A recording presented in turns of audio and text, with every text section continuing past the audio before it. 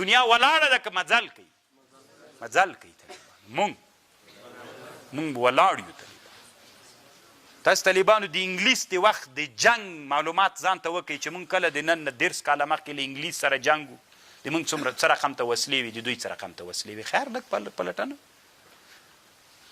بیا 100 کاله بعد مو د امریکایانو سره جنگ سو بیا مونږ طالبانو چې د جنگ بڼه ولا بیا څه رقم ته ولا بیا به تاسو ته معلومات وسي چې هغوی څومره پرمختګ وکړو هماغه انګلیس سره مو جنګ 100 کاله بعد بیا هم هغوی څومره پرمختګ کړي و مونږ څومره ډېر پرمختګ وکړو او علت دا د طالبانو ما تاسو ته غاوله ورځ باندې یوه خبره وکړله که غواړئ چې ټولنه مخته بوځئ داسې یو سنګر جوړ کړئ لکه علامه ابوالحسن چې هغه سنګر هم طالبانو دین وي او هم علم وي دا خو مونږ چې زده کوو دا خو دین ده طالبان دا خو به خود زده کوو خو څوک هم باید زده کوو علم طالبانو چې دا نن تاسې ورته علوم عصري وي یا مباح بله یا مباح نه دي طالبانو دا نن په اسلامي امت فرض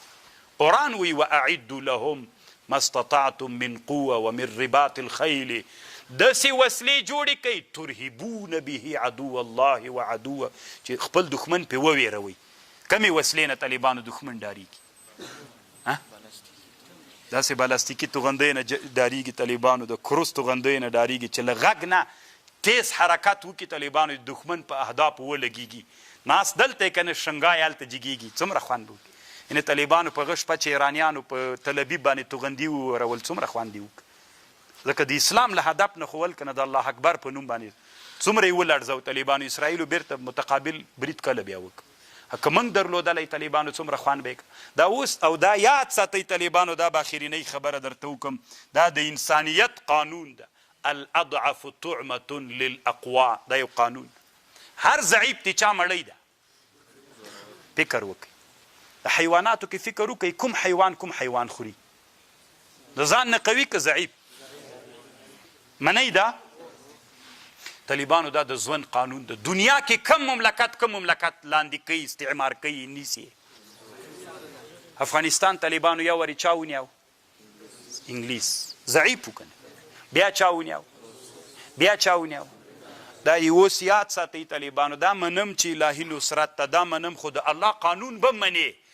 ما من مولود الا یولد علی الفطره هر مولود الله په فطرت پیدا کوي فابواه یهودانی و یمجصانی کما تنتج البهیمة بهیمة جدعا هل تحسون فیه من جدعا الله فطرت و عادت تا ده چې مور نه بچی زیږوي دلته چې څومره ډېر ناست دي طالبانو د الله عادت تا ده دوه مو سترګې دي دوه مو غوږونه دي دوه مو سونډې دي دوه مو لاسونه دي لس مو ګوتې دي د لاسونو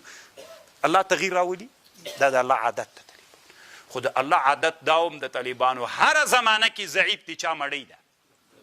مونږ طالبانو نننۍ دنیا ته تنه د همسایګانو ته په نسبت ضعیفان یو که قوي یو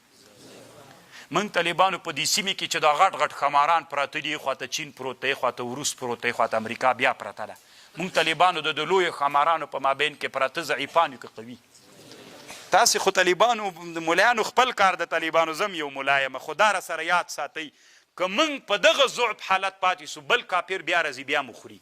لکه وږی سي طالبانو چې خمار وږی سي بیا مو خوري او موږ ته یاره ښه مړی یم یو طالبانو ځکه مړی داسې یو چې هر څه مو پاتې دي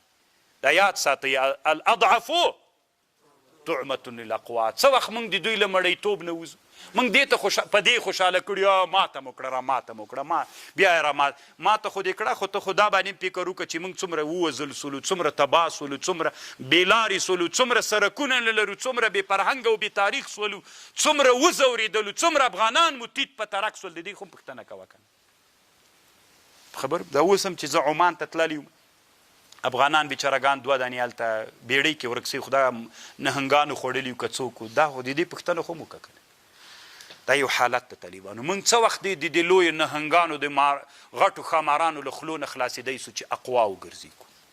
امریکایانو ډېره اراده ایران ته درلودله چې وینیسي خو پوهېده د ایران حالت یې ټول وڅاره امریکایانو په دنیا کې امریکایانو 4 داسې تیارې درلودلي چې هغه تیارې امریکایانو 4 درلودلي اراده یې وکړه چې ایران باندې عملیات وکړي یوه تیاره یې هغه ورولېږله دوی په ذات یې داخله کړه ایرانیانو هغه وویستله امریکایانو ته پته ولګېدله چې دا مړۍ دي موږ په ستوني کې نیښلي جنګ یې پرې ونه کړه ځان ته یې معلومات وکړو چې اقوا ده راځئ طالبانو نن موږ هم اقوا سو او اقوا کېدل په څه شي کېږي دا ومنئ لکه دوی په څه شي اقوا سوي د ټوله دنیا نن چې امریکا د اروپا د لندن د فلان د په څه شي اقوا دي نن چې مونږ ځانونه اقوا نه کړو طالبانو دا یاد ساته یا به مړ یم یا ژوندی بیا به مونږ د یو بل استعمار خوراک یو ځکه د الله عادت ته چې ښامار بیا چې وږی سي بیا خوراک کوي سی به بیا هم د مونږ ځورېږو له علم نه ښه فرصت مونږ ته پیدا د علم باندې ځان اقوا وګرځوئ چې بیا د کافرو له چا نه خلاص د مړیتوب نه وځو نو دا طالبانو دغه د قرآن دلته اوس یوه مسله دا د اخرینۍ مسله اوس په دنیا کې عثماني قرآنونه شته که نه هغه د عثمان صاحب د خلافت زمانه کې چې لیکل سوي ولا چې لیکل هغه شته که نه شته طالبان علامه زرقاني وایي بعضې دغه قرآنونه علما وایي چې په بعضې خزانو د مصر کې شته خو دی وایي چې دا هغه ځکه نه دي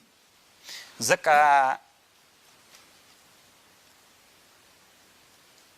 د عثماني خلافت وایي د عثمان رضی الله عنه زمانه کې چې کوم قرآنونه ول هغه څوک ول مخکې مو خبره وکړه نقط الشکل و نقط الاعجام درلود که یې نه درلود نه یې درلود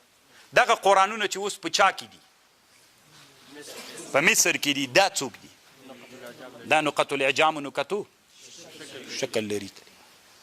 نو خو دې نه معلومه سوله چې دا هغه نه دي